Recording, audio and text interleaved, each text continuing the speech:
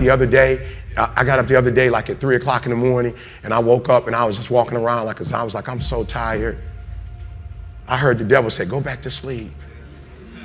I was like, yeah, you're right. I should go back to sleep. You know what I'm saying? I ain't gonna lie. I was like, bro, you on to something. You know what I'm saying? He's like, why you getting up this early? You already #1 in the world.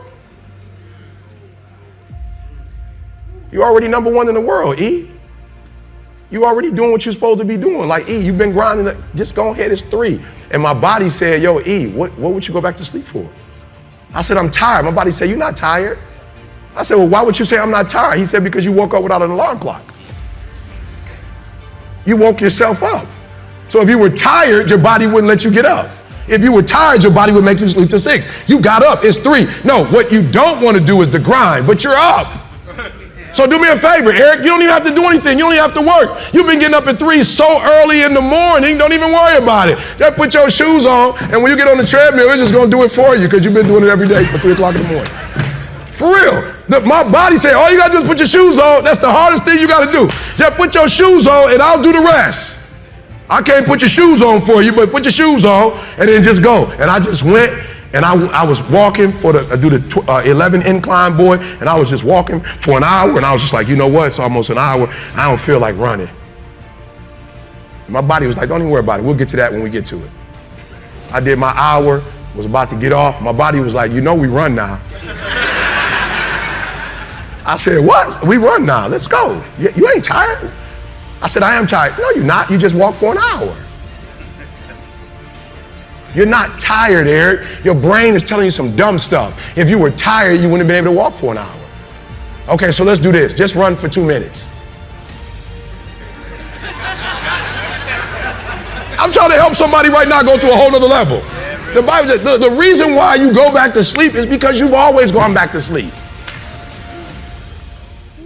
It's like a default. You go back to sleep because all you got to do is stop going to sleep, and then you're going to stop going to sleep. All you gotta do is stop fussing and cussing, and you're gonna stop fussing and cussing. When that alarm clock goes off, there's at least 50% of the time where you just, that soft little pillow is just caressing your head and you wanna stay there. And it takes discipline to go, nope, I'm gonna get up out of this bed and I'm gonna do what I'm supposed to do. And that discipline that you have at that moment, you win that fight. That's a big victory. And then that pattern will carry out throughout the day, because once you're up, well, now that I'm up, I might as well go work out because I'm already up and I feel good that I got up out of bed and I won that battle. Let me go win another battle. I'm gonna go get it done. And then when you show up at the office and there's someone that's got a big box of donuts that they're giving away for free, by the way, so they're just sitting there. It's almost like an insult not to take them, but when you've already gotten up early, you had the discipline there, you already worked out, you had the discipline there, and now you see the box of donuts, you're like, no, I'm not gonna eat the donuts. No donuts. You're not gonna do it. And that discipline carries on throughout the day. So now you take that and you expand that out over a week and a month, and you end up with more discipline. And it starts with that simple act of getting up and getting out of bed in the morning. They're good habits. Why would you not wake up at 4:30? Well, what does this bring to you? Waking up early, you just get a jump on the day. The reason I wake up at 4:30 in the morning is because no one else is awake yet.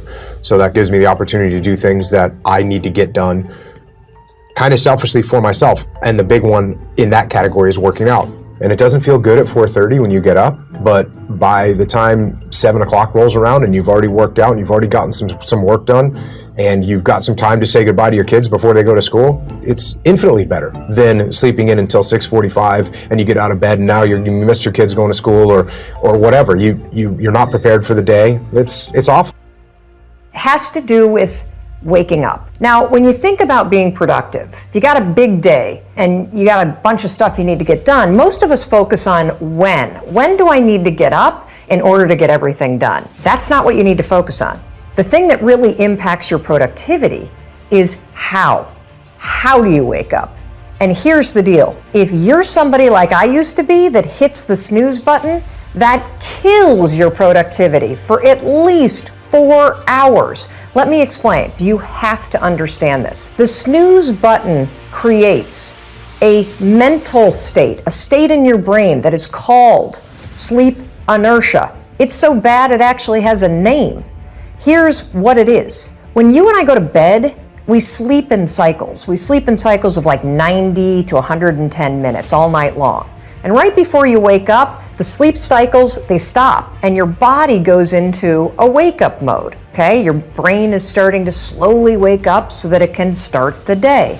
When your alarm goes off, you're in wake-up mode. Your brain is now ready to do its best work. However, if the alarm goes off and you hit the snooze button, guess what you've just done? You've just made your brain go back into a sleep cycle. Your brain is now in a mode that takes about 90 to 110 minutes to complete. You just rebooted the system. So when your alarm goes off and you get up 15 minutes later, you're now in major trouble. And the reason why you're in trouble is because your brain is still locked into a sleep cycle. And this is where sleep inertia comes in. You know how when you hit the snooze button, you wake up and you're like, oh my gosh, I did not get enough sleep last night. You feel so groggy. You kind of feel like this mental hangover. That is sleep inertia. Here's the deal. Your brain, the cortic region of your brain, which is responsible for decision making, attention, alertness, self-control, that sucker is still in a sleep cycle. And now that you're awake, it's going to take the cortical region almost 4 hours to actually snap out of that sleep cycle. That's why you feel groggy. It's because the part of your brain that's responsible for critical thinking and being alert, it's actually still asleep. If you don't already do this, you've got to train yourself to be the kind of person that doesn't use the snooze alarm. Because when you hit the snooze alarm, you're not only putting your brain in a state of sleep inertia, you are directly impacting your productivity, your alertness, and your brain processing for the first 4 hours that you're awake. That's making life harder. I'm all about making life easier. So tomorrow, when the alarm goes off, I don't care how tired you are, I don't care how much you don't want to get out of bed, I want you to remember this. I want you to remember that you've got to wake up and give your brain its best shot to do its best work. And the way you're going to do it, 5, 4, 3, 2, 1, turn off that alarm and get up. Seize the day and go be productive.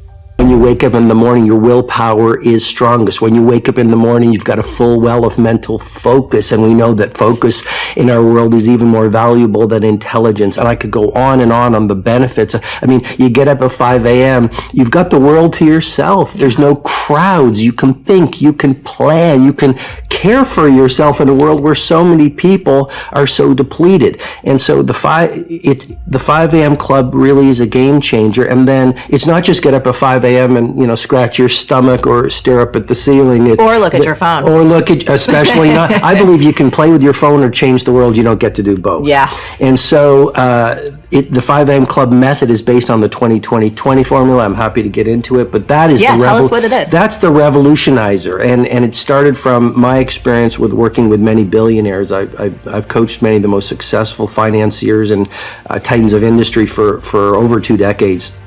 And one of the things I would run them through is the way you begin your day sets up the way you live your day. And so the 20-20-20 formula that the book is based upon is pretty simple. I go into great detail in the book, but essentially it's from 5 to 5:20. The first pocket is move.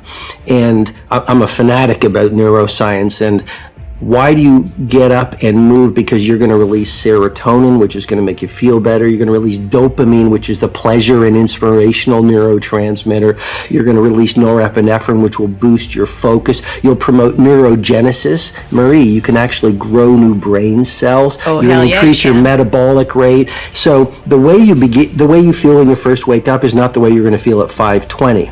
Second pocket of the 20-20-20 formula, 20 minutes from 5:20 to 5:40, that's on reflection. So a lot of us are busy, but what's the point of being busy if you're doing the wrong things? The billionaires, the great creatives, the people of great impact, the people who live beautiful lives are very intentional. Mm-hmm. They're very deliberate, they're very conscious. So for 20 minutes, you write in a journal, you can visualize, you can pray, you can meditate, you can simply contemplate.